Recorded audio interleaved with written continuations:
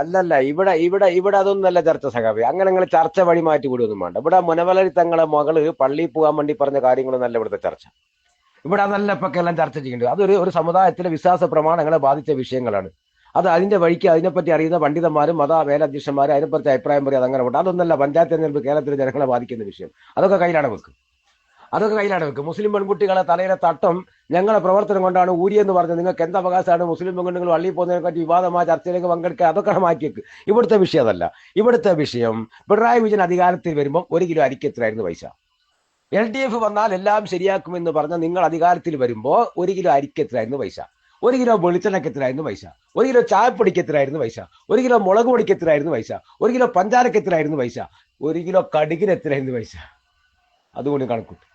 നിത്യോപയോഗ സാധനങ്ങളെ വില ഇങ്ങനെ 5 ഇരട്ടി കൂട്ടി പാവപ്പെട്ട ജനങ്ങളെ കൊള്ളയടിച്ച അല്ലെങ്കിൽ അവരെ മുച്ചൂടും നശിപ്പിച്ച ഒരു ഗവൺമെന്റ് കേരളത്തിന്റെ ചരിത്രത്തിലുണ്ടോ? ഉണ്ടെങ്കിൽ അതിന് മറുപടി പറ. ഉണ്ടെങ്കിലും മറുപടി പറ. ഇനി മറ്റു മേഖല എടുത്ത് പരിശോധിച്ച് നോക്ക്. ഉമ്മൻചാണ്ടി സർക്കാർ കൊണ്ടുവന്നിട്ടുള്ള എത്ര കാര്യങ്ങൾ ഇവിടെ തിരസ്കരിച്ചു പോയിട്ടുണ്ട്, ഇവിടെ ഇല്ലാതായി പോയിട്ടുണ്ട്. കാരുണ്യ സംവിധാനം എടുത്തു. ക്യാൻസർ രോഗികൾക്കുള്ള കാരുണ്യ സംവിധാനം ഇപ്പൊ നിലവിലുണ്ടോ? ഉണ്ടോ? അംഗവൈകല്യമുള്ളവർക്കുണ്ടായിരുന്ന ആനുകൂല്യം ഇപ്പൊ കേരളത്തിൽ നിലവിലുണ്ടോ? സ്കൂളുകളിൽ ദംസം ഗ്രാൻഡും ന്യൂനപക്ഷ സമുദായത്തിനുള്ള സ്കോളർഷിപ്പ് ഇപ്പോൾ കൊടുക്കുന്നുണ്ടോ? ഡയാലിസിസ് രോഗികൾക്കുള്ള സഹായങ്ങൾ ഇപ്പൊ ഉണ്ടോ? അനാഥ മക്കൾക്ക് ഉണ്ടായിരുന്ന സഹായങ്ങൾ ഇപ്പൊ കൊടുക്കുന്നുണ്ടോ? ഓട്ടോറിക്ഷ തൊഴിലാളികൾ ക്ഷേമനിധി ഇപ്പൊ ഉണ്ടോ? അവർ അടച്ച പൈസ നിങ്ങളുടെ കയ്യിലുണ്ടോ? നിങ്ങൾ അടിച്ചു മാറ്റിയിട്ടില്ലേ? ഇല്ലേ? കർഷക തൊഴിലാളി പെൻഷൻ കൊടുക്കുന്നുണ്ടോ? പിന്നെ നിർമ്മാണ മേഖലയിൽ തൊഴിലാളികൾക്ക് നിങ്ങൾ പെൻഷൻ കൊടുക്കുന്നുണ്ടോ? നിങ്ങളൊന്ന് പറയാം. നിങ്ങൾ ചെയ്ത കാര്യങ്ങൾ ഗ്രൂപ്പിൽ പറ. ഇനി ആരോഗ്യ മേഖല എടുത്ത് നിങ്ങൾ പരിശോധിച്ച് നോക്ക്. കേരളത്തിന്റെ ചരിത്രത്തിൽ ഹോസ്പിറ്റലിന്റെ കെട്ടിടം പണി രോഗി മരിച്ചിരുന്നോ? കേരളത്തിന്റെ ചരിത്രത്തിൽ ഓപ്പറേഷൻ ചെയ്ത രോഗിന്റെ വയറ്റിലേക്ക് എല്ലാ ഉപകരണങ്ങളും വെച്ച് കെട്ടി നിങ്ങൾ പറഞ്ഞു വിട്ടിരുന്നോ? കേരളത്തിന്റെ ചരിത്രത്തിൽ കണ്ണിന് പരിശോധിക്കാൻ വന്ന രോഗിന്റെ കൈ മുറിച്ചു മാറ്റിയിരുന്നോ? മെഡിക്കൽ കോളേജിന് മുമ്പിൽ പാവപ്പെട്ട രോഗികൾക്ക് OP ടിക്കറ്റിന് ഇത്രത്തോളം പൈസ വർദ്ധിപ്പിച്ച ഒരു കാലഘട്ടം ഉണ്ടായിരുന്നോ? നിങ്ങളൊന്ന് പറയാൻ കേൾക്കട്ടെ. ഒരു രോഗിയാണ് വാട്സപ്പിലൂടെ വോയിസ് ഇട്ടത്, എനിക്കൊരു ചികിത്സയും കിട്ടിയില്ല എന്ന് പറഞ്ഞ പാവൻ രോഗി വോയിസ് ഇട്ട് മണിക്കൂറുകൾക്കുള്ളിൽ ചികിത്സ കിട്ടാതെ രോഗി മരിച്ച സംഭവം കേരളത്തിന്റെ ചരിത്രത്തിൽ ഉണ്ടായിരുന്നോ? ഇങ്ങനെ ആരോഗ്യ മേഖല തകർന്ന ഒരു കാലഘട്ടം നിങ്ങൾ ഓർമ്മയിലുണ്ടോ? നിങ്ങൾ പറയും. ഇനി പൊതുമരാമത്ത് എടുത്ത് നിങ്ങൾ പരിശോധിച്ച് നോക്ക്. റോഡിന്റെ കാര്യം എന്താണ്? ഓരോ റോഡും വോട്ട് കിട്ടാൻ വേണ്ടിയിട്ട് ഉദ്ഘാടനം ചെയ്ത് പോകുമ്പം ഒരു റോഡിലൂടെ മനുഷ്യന് ധൈര്യത്തിൽ ഈ റോഡ് ഇടിഞ്ഞു പോകില്ല എന്ന് വിചാരിച്ച് വണ്ടി ഓടിക്കാൻ പറ്റുന്ന സാഹചര്യമാണോ? എത്ര സ്ഥലങ്ങളിൽ നിങ്ങൾ ഉദ്ഘാടനം ചെയ്ത റോഡുകൾ പൊട്ടിപ്പൊളിഞ്ഞു പോണു. അപ്പൊ നിങ്ങൾ പറയുന്നത് നാഷണൽ ഹൈവേ ആണ്, കേന്ദ്രത്തിന്റെ ആണ്. ഉദ്ഘാടനം ചെയ്യുമ്പോൾ അമ്മോശന്റെയും ബിയാപ്പള്ളിയും വോട്ടം വെച്ചിട്ടല്ലേ നിങ്ങൾ ആർമാദിച്ചത്? നിങ്ങൾ ആരെയാണ് വിഡ്ഢികളാക്കാൻ വേണ്ടി വരുന്നത്? ഏത് മേഖലയിലാണ് നിങ്ങൾക്ക് ഒരു പുരോഗതി കൊണ്ടുവരാൻ? വിദ്യാഭ്യാസ മേഖല എടുത്ത് പരിശോധിച്ച് നോക്ക്. നിങ്ങൾ വിദ്യാഭ്യാസ മേഖല എടുക്ക്. എന്താണ് വിദ്യാഭ്യാസ മേഖല അവസ്ഥ? നിങ്ങൾ സർക്കാർ അധികാരത്തിൽ വന്നേരം എത്ര വട്ടമാണ് ഇവിടെ പരീക്ഷാ പേപ്പർ ചോർന്നത്? ഏതെല്ലാം പരീക്ഷന്റെ പേപ്പറുകൾ ഇവിടെ ചോർന്നു? നിങ്ങൾ ആർക്കൊക്കെ ഡോക്ടറേറ്റും ഡിഗ്രിയും ഒക്കെ കൊടുത്തിട്ടുണ്ട്? ഏതിന്റെ പിൻബലത്തിൽ? മാധ്യമങ്ങളും ദൃശ്യമാധ്യമങ്ങളും ജനങ്ങളും രാജ്യത്ത് ചർച്ച ചെയ്തില്ലേ? നിങ്ങൾ കള്ള ഡിഗ്രി കൊടുത്തവരെയും ചാൻസലർ ആക്കി നിർത്തിയവരെയും കോടതി കുന്നിക്ക് പിടിച്ച് പുറത്താക്കിയില്ലേ? ഇങ്ങനെ ഗതികെട്ട ഒരു വിദ്യാഭ്യാസ മേഖല കേരളത്തിലെ ചരിത്രത്തിൽ ഉണ്ടായിരുന്നോ? ഇനി ആഭ്യന്തര വകുപ്പ് എടുത്ത് നിങ്ങൾ പരിശോധിച്ച് നോക്ക്. ആഭ്യന്തര വകുപ്പിൽ എന്താണ് നടക്കുന്നത്? എത്ര ആളുകൾ, വർഗീയ വിഷം ചീറ്റിയ ആളുകൾ ഈ നാട്ടിലൂടെ സ്വൈര്യവ്യവഹാരം നടത്തുന്നുണ്ട്.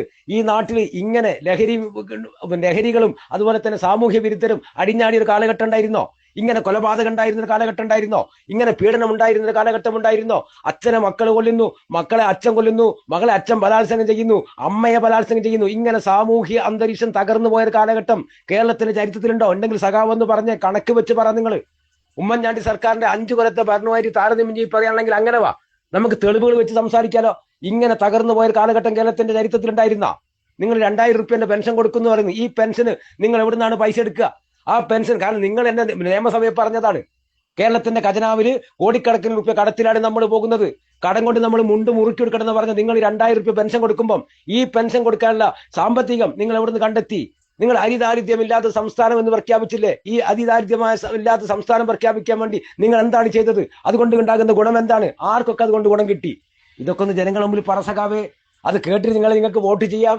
അല്ലാതെ നിങ്ങൾ പെണ്ണ് കേസും അതുപോലെ തന്നെ തങ്ങളെ മോള് വള്ളിയിൽ പോകാൻ വേണ്ടി പറഞ്ഞില്ല. ഇതൊന്നല്ല പഞ്ചായത്ത് തെരഞ്ഞെടുപ്പ് കേരള ജനങ്ങളെ ബാധിക്കുന്ന വിഷയം. ഓരോരോ വിഷയം എടുത്ത് നിങ്ങൾ പരിശോധിച്ച് നോക്ക്. ഇവിടെ കർഷക തൊഴിലാളികളായിട്ടുള്ള ആളുകൾക്ക് പണിയുണ്ടോ നാട്ടില്? നിങ്ങളൊന്ന് പറ, സത്യസന്ധമായിട്ട് പറ. നാട്ടിലെ തൊഴിലാളികൾക്ക് പണിയുണ്ടോ? ആരെങ്കിലും തെങ്ങിന് തുറക്കിപ്പിച്ച് വളടിക്കുന്നുണ്ടോ? ആരെങ്കിലും വയലിൽ പണിയെടുപ്പിക്കുന്നുണ്ടോ? ആരെങ്കിലും പറമ്പിൽ പണിയെടുപ്പിക്കുന്നുണ്ടോ? നമ്മുടെ നാട്ടിലൊക്കെ നമ്മൾ കണ്ട ഒരു സംവിധാനം ഉണ്ടായിരുന്നു, ഈ പ്രാദേശിക കോൺട്രാക്ടർ സംവിധാനം അല്ലേ? ഒരു പ്രാദേശിക കോൺട്രാക്ടർ, അദ്ദേഹം റോഡിന്റെ പാച്ച് വർക്കിംഗ് നടത്തും, അല്ലെങ്കിൽ അങ്ങനത്തെ ചെറിയ ചെറിയ പണികളെടുക്കും. അദ്ദേഹത്തിന്റെ കീഴിൽ കുറെ തൊഴിലാളികൾ ഉണ്ടാകും.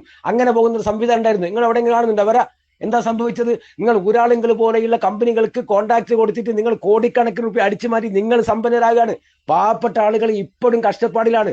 ഈ 10 കൊല്ലത്തെ ഭരണത്തിൽ ഒരു ഗതിയും പരഗതിയും ഇല്ലാതെ പാവപ്പെട്ട ജനങ്ങൾ ഇങ്ങനെ കഷ്ടപ്പെടുകയാണ്. ഇല്ലാന്ന് പറയാൻ പറ്റും നിങ്ങൾക്ക്? അതൊന്നും ചർച്ച ചെയ്യാണ്ട്, അതൊന്നും പറയാണ്ട്, പെണ്ണ് കേസും അതുപോലെ തന്നെ പള്ളിയിൽ പോകാത്ത ചർച്ച, ഇതൊന്നല്ല. ഇതൊരു തദ്ദേശ സ്വയംഭരണ സ്ഥാപനങ്ങളിലേക്ക് നടക്കുന്ന തെരഞ്ഞെടുപ്പാണ്. നാട്ടിലെ ജനങ്ങളുമായിട്ട് അഭേദ്യമായി ബന്ധപ്പെട്ട ഒരു തെരഞ്ഞെടുപ്പാണ്. ഈ തെരഞ്ഞെടുപ്പ് ചർച്ച ചെയ്യേണ്ടത് നിങ്ങൾ 10 കൊല്ലം ഭരിച്ചിട്ട് പാവപ്പെട്ട ജനങ്ങൾ കിട്ടിയ ഉപകാരമാണ് ചെയ്യേണ്ടത്. കറണ്ടിന്റെ പൈസ നിങ്ങൾ കൂട്ടിയില്ലേ? കറണ്ടിന്റെ പൈസ കൂട്ടിയില്ലേ? ബസ് ചാർജ് നിങ്ങൾ കൂട്ടിയില്ലേ? പെട്രോൾ 2 റുപ്യ നിങ്ങൾ സെസ് വർദ്ധിപ്പിച്ചില്ലേ? ഏതെല്ലാം രൂപത്തിൽ നിങ്ങൾ ജനങ്ങളെ വിഡ്ഢികളാക്കി? ഒന്ന് പറ. എന്നിട്ട് എന്തൊക്കെ വിടുവായുത്തങ്ങളാണ് വന്ന് പറയുന്നത്? ഇതിനൊന്നും മറുപടി ഇല്ലെങ്കിലും മിണ്ടാതിരിക്കുക. അല്ലാണ്ട് വെറുതെ ജനങ്ങളെ വിഡ്ഢികളാക്കിയിട്ട് വോട്ട് കിട്ടുമെന്ന് വിചാരിച്ച് നിങ്ങൾ വരണ്ട.